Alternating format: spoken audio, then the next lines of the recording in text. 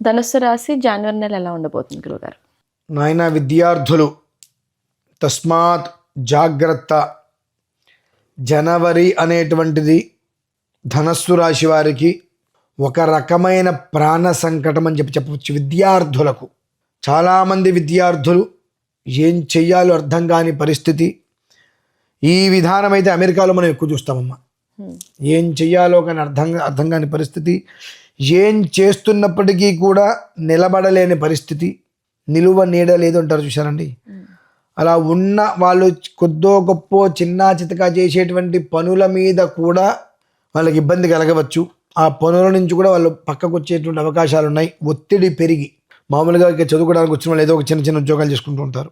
వాటిల మీద కూడా వాళ్ళకి ఒత్తిడి పెరిగి ఏం అర్థం కాని ఒక అగమ్య గోచరానికి వెళ్ళేటువంటి స్థితి అయితే విద్యార్థుల జీవితాన్ని ఇబ్బంది పెట్టే పరిస్థితి బాగా ఉంది. ఇబ్బందులు పడడానికి అవకాశాలు చాలా మెండుగా కనిపిస్తున్నాయి. విద్యార్థులు జాగ్రత్త. విద్యార్థుల యొక్క తల్లిదండ్రులు బాగా గుర్తుపెట్టుకోండి. పిల్లలని మనం ఎక్కడికో పంపించేసామనుకోవడం కాదు, ఇప్పుడు ఏం జరగబోతుందనేటువంటి విషయాన్ని కూడా దృష్టిలో ఉంచుకొని నా పిల్లవాడికి ఏ కష్టమూ రాకుండా కాపాడు తండ్రి అని భగవంతుడిని వేడుకునే ప్రయత్నం చేయండి.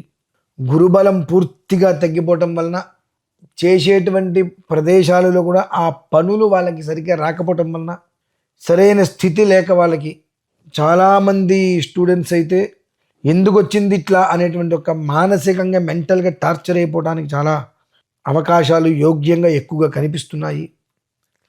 భగవంతుణ్ణి వేడుకునే ప్రయత్నం చేయండి. మన పోటీ వాళ్ళకి ఏదైనా చిన్న ఇబ్బంది వస్తే ఎన్నో ఆటుపోట్లు తినున్నాం కాబట్టి మనం తట్టేసుకుంటాం. కానీ పిల్లల పరిస్థితి అలా కాదు. మనం పంపించేస్తాం. లేదంటే ఈ అమెరికానే కాదు, చదువుకోవడానికి పంపించేస్తాం.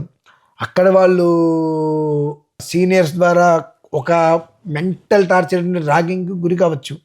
లేదా వీళ్ళు చదువుకోవట్లేదనో ఇంకో రకంగానో వాళ్ళ మీద అపనిందలు తీసుకొచ్చేటువంటి స్థితి ఎక్కువ ఉండి, ముళ్ళ కంచెలో ఉండేటువంటి ముళ్ళ కంచె ఉంది. ఆ ముళ్ళ కంచె మీద మన వస్త్రం పడింది. ఒక్క మాటగా చెప్పాలంటే చొక్కాను ఏదో ఆరేసుకుంటే వెళ్ళి ముళ్ళ కంచె మీద పడింది. గట్టిగా పీకేస్తే దేనికి పనికి రాకుండా చినిగిపోతుంది. జాగ్రత్తగా మనం తీద్దామని ప్రయత్నం చేస్తే చేతికి 4 ముళ్ళు గుచ్చుకుంటాయి. అయినప్పటికీ కూడా తీసి శుభ్రంగా తడిపి ఒక దెబ్బ వేసి జాడి చారేస్తే మళ్ళీ ఆ చిల్లులన్నీ కప్పిపోతాయి. కాబట్టి ఆ స్థితి అయితే ఉంది. కాబట్టి పిల్లల యొక్క తల్లిదండ్రులు జాగ్రత్త. సాధ్యమైనంత వరకు ప్రణవ శ్రద్ధ మేధా దేవతారాధన చేసుకుంటూ పిల్లవారి యొక్క జాతకాన్ని ఒక్కసారి పరిశీలింపజేసి పునఃప్రాయశ్చిత్తంతో పిల్లవాళ్ళ జీవితానికి పునరుద్ధరణ రావడానికి ఏర్పాటు చేసుకోవాల్సిందిగా తల్లిదండ్రులకి విజ్ఞప్తిగా కోరుతున్నాను. స్వస్తి.